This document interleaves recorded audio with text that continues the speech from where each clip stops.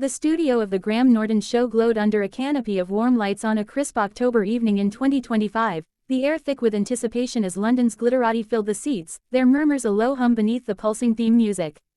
Graham Norton, resplendent in a crimson velvet blazer, bounded onto the set with his usual puckish charm, his Irish brogue slicing through the applause as he introduced a stellar lineup.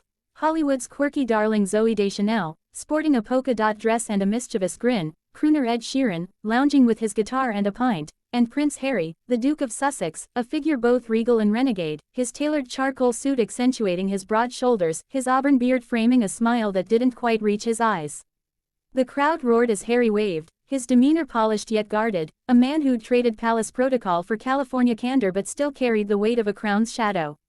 Graham kicked off with his signature banter, tossing softballs about Zooey's latest rom-com flop and Ed's adventures in dad rock, the audience lapping up the levity like cream. Then, turning to Harry with a glint in his eye, Graham ventured, "So, Harry, from Buckingham to beachfront, how's the surf treating you? Got an Archie on aboard yet?" The prince chuckled, leaning forward, his voice warm as he described Montecito mornings with Lilibet chasing seagulls, a picture of domestic bliss painted with practiced ease. But the tone shifted when Graham, ever the provocateur, nudged deeper. "Your book, Spare, stirred quite the pot. Any regrets airing the royal laundry? Or is there a sequel brewing? Maybe, Spare change." The quip drew titters, but Harry's jaw tightened, his fingers brushing the cufflinks. "Diana's, a whispered heirloom," his eyes flicking to the floor as if seeking an anchor. "Graham," he began, voice low but firm, "I wrote to heal, not harm. Invictus is my focus now. Veterans, not vendettas."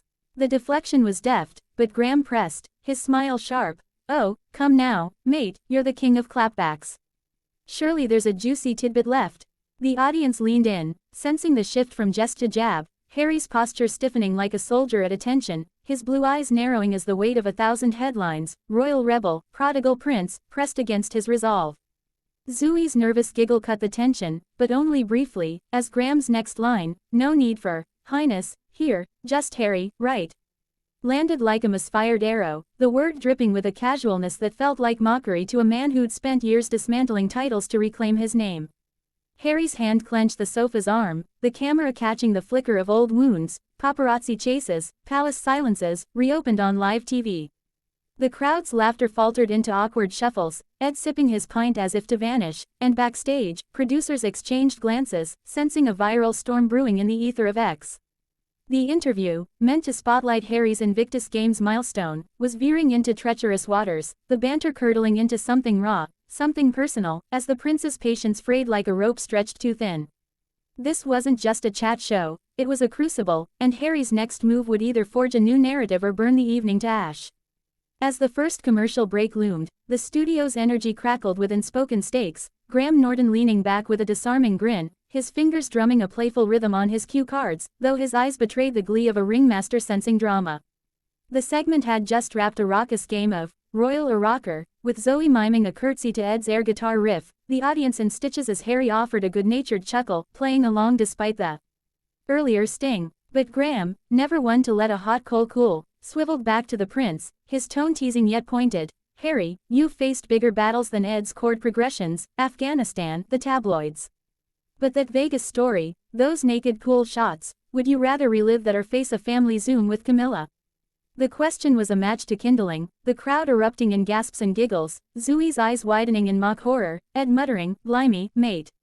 Harry's face darkened, the memory of 2012's grainy photos, a young soldier's lapse weaponized by the press, flaring like a phantom pain. "Graham," he said, voice taut as a bowstring, "I've owned that mistake, grown from it. But dragging it up here, in front of millions, isn't wit, it's cheap." The rebuke landed like a slap, the studio's hum faltering, a lone cough echoing from the back. Graham, unfazed, tilted his head with a theatrical pout. "Oh, Harry, it's just telly. We poke, you parry, thought you'd be game after all those royal roasts." But the prince wasn't playing, his voice dropping to a steely whisper, amplified by the mic. "Game. You think it's a game to prod at scars, my mother's death, my family's silence, for your ratings. I'm here for Invictus, not your circus."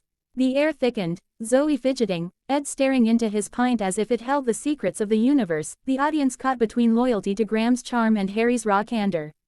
Piers Morgan's ex-post from months ago, Harry's too soft for real scrutiny, flashed in the prince's mind, fueling his fire, his words now a torrent. You sit there, all smiles, but it's the same old trap, mock the ginger, milk the drama. I've fought harder fights than this couch.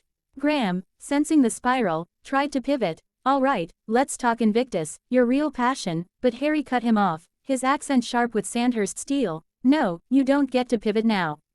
You opened this wound, own it. The host's grin faltered, his retort sharp. Wound.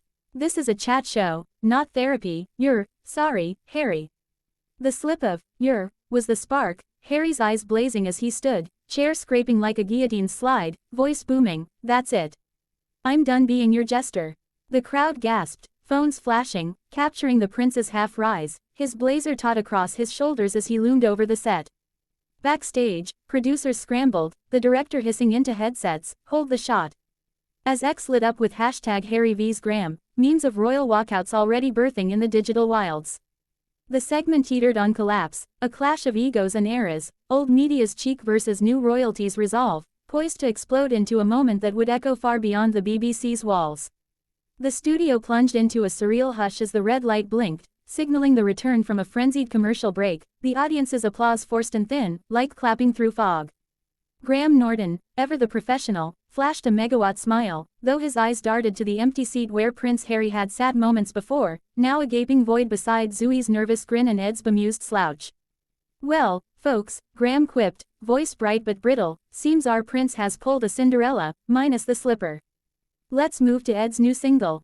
The pivot was desperate, the crowd's laughter half-hearted, as whispers of Harry's exit swirled like wildfire, phones glowing with X-posts already dubbing it, the Royal Rumble. Minutes earlier, Harry had stood, unclipping his mic with deliberate calm, his parting words a low growl. I came to talk veterans, not vendettas. You want spectacle? Find another pawn. He'd strode off, past stunned stagehands, his boots echoing on the polished floor, leaving Graham to stammer a recovery. Well, that's live telly, never dull. But the damage was done, the prince's shadow looming larger than the set itself. Backstage, chaos reigned. Harry's publicist fired off texts to Montecito, producers debated cutting the feed, while the director, sensing history, let the cameras linger on the empty chair, a silent co-star in the drama. On air, Zoe tried to lighten the mood with a quip about her cat's therapy bills, but even Ed's soulful strumming couldn't salve the wound of Harry's walkout, the audience's eyes flitting to the wings as if expecting a royal encore. X erupted, hashtag Harry walks out trending globally, split between, he's too sensitive, and, Graham crossed a line, with clips of the clash racking up millions of views, memes of Harry storming castles flooding feeds. Meghan, across the Atlantic, posted a cryptic Instagram story, a sunrise over waves, captioned, choose your battles, protect your peace, while palace sources leaked snide asides about Harry's tantrums. Graham wrapped the show with a wink, never a dull moment, Join us next week, hopefully with less drama. But the internet had already crowned the night a cultural flashpoint. Pundits from Sky News to CNN dissected the fallout. Was Harry's exit a stand for dignity or a diva's flounce? Invictus sponsors wavered, tabloids screamed, Harry's meltdown, yet his base rallied, flooding X with hashtag stand with Harry. The clash laid bare a truth. In the arena of modern media, where banter masks blades, Harry's rebellion wasn't just personal, it was a manifesto against a system that thrives on royal pain. Graham's show would recover, his charm untarnished, but the prince's stride into the night reframed him, not as spare, but as sovereign of his story, a man who'd rather walk than bow. As the credits rolled, the empty seat spoke loudest, a testament to a prince who chose silence over spectacle, leaving Britain to grapple with its own reflection in the glare of 1,000 screens.